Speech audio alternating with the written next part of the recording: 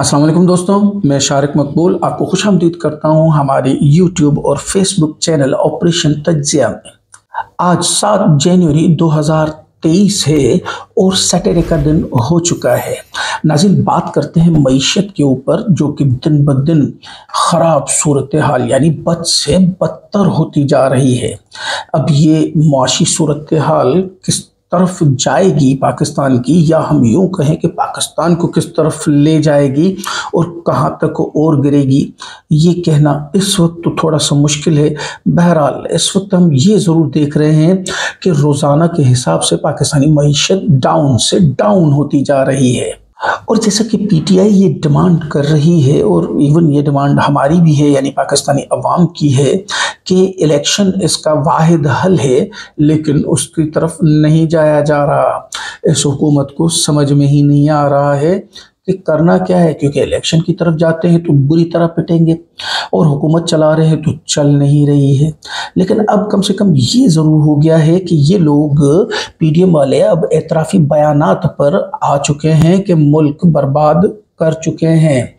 अब ये एक और नया बयानिया बनाने की कोशिश करेंगे कि ये सारा कुछ जो हुआ है मुल्क में, मुल्क इतना बदतर हालत में चला गया है इकोनॉमिक हवाले से, अब इसका मलबा भी ये सारा का सारा इमरान खान पर डालने की कोशिश करेंगे, जिसमें कि ये तमाम सियासतदान तो होंगे ही, लेकिन इनके साथ मिले होंगे कुछ दानिश्वर, यानी हम बोलें कि नून लीग के वजीफों पे पलने वाले दानिश्वर सहाफ़ी भी, और कुछ एनालिस्ट को भी शामिल किया जा रहा है जो हमारे ज़राए के मुताबिक है।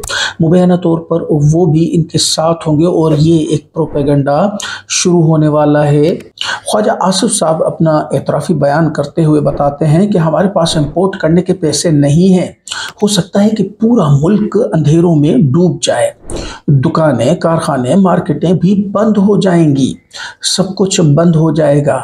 यही तो आपका मेन मकसद था हुकूमत में आने का।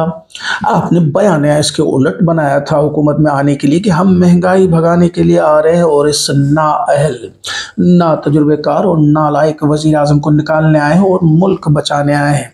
और बेसिकली पीछे आपका यही प्लान था जो कि अब आप खुल के बता रहे हैं। वैसे भी कारखाने तो तकरीबन 50% से ज़्यादा बंद ही हो चुके हैं। दुकानें और छोटे छोटे कारोबार जो कि मेरी नज़र में, यानी जो मैं लाइव देखता था कि जिस तरह से फ्रेंचाइजेस होती थी पिज़्ज़ा वालों की या छोटे रेस्टोरेंट्स होते थे, उनमें 50% से ज़्यादा तो बंद हो चुके हैं। बाकी जो रिमेन 50% है वो भी आप बंद करने की बात कर रहे हैं। और मार्केटें भी, जाहिर बात है जब दुकानें ही बंद होंगी तो मार्केटें भी बंद हो जाएंगी और सब कुछ बंद हो जाएगा। शायद तब आप इस मुल्क का पीछा छोड़ेंगे, क्योंकि अभी तो आप छोड़ने को तैयार हैं नहीं, इलेक्शन करवाने को तैयार हैं नहीं।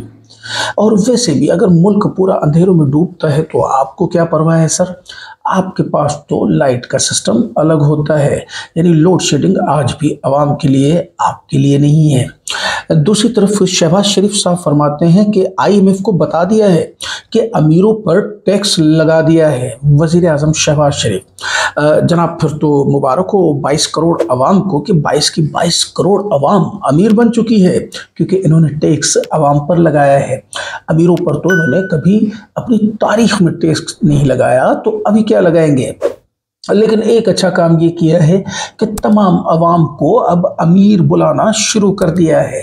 ये अच्छा है। मैंने एक कहीं जोक सुना था, किसी को गुलूकार बनना था तो उसने बोला मुझे कोई आसान तरीका बताओ गुलूकार बनने का। तो किसी साहब ने कहा कि एक काम कर, एक पुरानी कार लाके अपने घर के सामने खड़ी कर दे जो चलने वाली ना हो, और अपना नाम रख दे गुल्लू, और फिर सबको बोल के भाई गुल्लू कार वाला। तो इस तरह कुछ दिनों के बाद वाला छट जाएगा और आप बच जाएंगे गुलूकार। इसी तरह ही पूरी आवाम को इन्होंने अमीर बना दिया है और आईएमएफ को भी बता दिया है कि हमने तो सारे टैक्स अमीरों पर लगा दिए हैं। एहसन इकबाल साहब, जिसको कि अरस्तू का खिताब मिला हुआ है कि मुल्क को बहरानों से निकालने के लिए सबको मिलकर काम करना होगा, ये तो बड़ी ही बेहतरीन बात है। तो इसमें प्रॉब्लम क्या है? आप सब लोग वैसे भी साथ हो, वो तो नाअहल, नालायक, ना तजुर्बेकार बाहर बैठा है, तो आप निकालो ना मुल्क को बहरानों से बाहर। 8 महीने में आप तो मुल्क को मजीद बहरानों में लेकर जा रहे हैं, जिस पर इमरान रियाज खान अपना रद्द अमल देते हैं ओ भाई, कौन है ये जो आपके साथ अभी तक नहीं मिला? सारों ने मिलकर तारीख की सबसे बड़ी काबीना बनाकर मुल्क का भट्टा ही बिठा दिया है। यही तो मैं आपको अर्ज कर रहा हूं। तो फिर आपको प्रॉब्लम क्या है कि सबको मिलकर काम करना होगा, तो सब तो आप वैसे ही मिले हुए हो, तो फिर प्रॉब्लम कहाँ आ रही है? मिफ्ता इस्माइल साहब अपने एक बयान में फरमाते हैं, जो कि आजकल टूट कर पीछे पड़े हैं इसहाक डार साहब के। वो कहते हैं कि नवाज शरीफ की बेटी का ससुर होने के बायस इसहाक डार की अहमियत ज्यादा है। इसहाक डार को वजीर खजाना बनने का बहुत शौक था, इसलिए वो मेरे खिलाफ प्रोपेगेंडा करते रहते थे। एक और बयान सुनिएगा, आमिर जिया साहब फरमाते हैं इसहाक डार के हवाले से, समधी से मईशत नहीं चलनी। समधी ने हमेशा मईशत का बेड़ा गर्क किया है, लेकिन वजीर खजाना समधी ही ने बनना है, क्योंकि वो समधी है। मोरूसी सियासत में ऐसा ही होता है। भाई, बेटा, बेटी, भतीजा, भांजा और समधी भी, इससे आगे निगाह नहीं जाती। मुमलिकत खुदादाद जाली जमहूरियत के शिकंजे में है। जैसे कि मैंने कल भी आपको रिपोर्ट कार्ड दिया था इसहाक डार साहब का, कि उनके पिछले 3 अदवार से लेकर उन्होंने किस तरह से मईशत का बेड़ा गर्क किया है। उसके बाद जब ये आ रहे थे तो हमारे जो बिकाऊ सहाफ़ी हैं, नून लीगी वजीफे पे पलने वाले सहाफ़ी, उन्होंने किस तरह से मीडिया पर नाच नाच कर घुंघरू तोड़ दिए थे। इस तरह उछल रहे थे कि शायद बंदरों को भी शक होने लगा कि यार बंदर हम हैं या ये हैं। और खुशियों की शादियाने बजा रहे जा रहे थे कि इसहाक डार साहब आ रहे हैं, और उन्होंने आके वही किया जैसा कि उन्होंने पहले हमेशा किया, या जैसा वो हमेशा करते हैं। देखें, अब थोड़ा सा आप इन सब के, यानी मैं पिछली हुकूमत की बात नहीं कर रहा, मैं इसी हुकूमत में आने के बाद की बात कर रहा हूँ। मिफ्ता साहब ने फरमाया था जिस वक्त वो वजीर खजाना थे कि एक रोटी 4 भाई मिलकर खाएं, यानी अवाम बेसिकली अब भूखी रहे और वो एक ही रोटी में से 4 हिस्से करके 4 भाई खाएंगे। अरस्तु यानी एहसन इकबाल साहब ने फरमाया था कि चाय के 2 कप कम कर दें घर में। चले भाई, ये भी सही है। ख्वाजा आसिफ साहब, जो कि मैंने आपको पहले भी बताया कि बोंगियां मारने में अव्वल नंबर है, उन्होंने फरमाया जब बाजार जल्द बंद होंगे तो कम बच्चे पैदा होंगे। अब ये सारे मशवरे ये लोग हमेशा आवाम के लिए देते हैं कि इस तरह से किफ़ायत शारी करें ताकि हमारा मुल्क बहरान से निकल सके, लेकिन अपनी अयाशियां कम नहीं करेंगे। यानी इस वक्त पाकिस्तान की तारीख की सबसे बड़ी काबीना, जो कि तकरीबन लगभग 100 मेंबर्स के करीब हो चुकी है, यानी मिनिस्टर, मुशीर और ये सब कुछ मिला के 100 लोग हो चुके हैं, और टोटल 172 इनके पास मेंबर्स है। तो बाकी के जो 72 बचे हुए हैं भाई, उनको भी मिनिस्टर बना लो। उन्होंने क्या कसूर किया है? यानी वो आप कम नहीं करेंगे, जो कि 20 या 25 से काम चल सकता है। आपके दौरे इस वक्त कम से कम 50 लोगों के डेलीगेशन पे जाएंगे, वो आप कम नहीं कर सकते हैं। आप अपनी कोई किसी किस्म की अयाशी कम नहीं करेंगे, लेकिन हर चीज़ आप आवाम को मशवरा देंगे कि सरकार बहरान से निकलना है तो इस तरह करें। इरशाद भट्टी साहब ने फरमाया, शहबाज जी, आटा 160 रुपये फ़ी किलो भी नहीं मिल रहा, डॉलर 260 रुपये का भी दस्तयाब नहीं, गैस आ नहीं रही, बिजली लोड शेडिंग जा नहीं रही।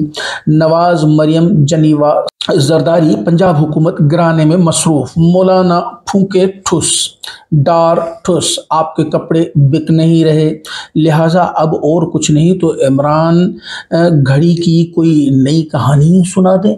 बड़ा वक्त हुआ, क्योंकि जब से अदालत ने आपसे तोशाखाना का रिकॉर्ड मांगा है, वो घड़ी की टिक टिक ही बंद हो गई है। कम से कम रोज़ाना चलती तो थी, हमें एक इंटरटेनमेंट लगी रहती थी, अब तो वो इंटरटेनमेंट भी गई।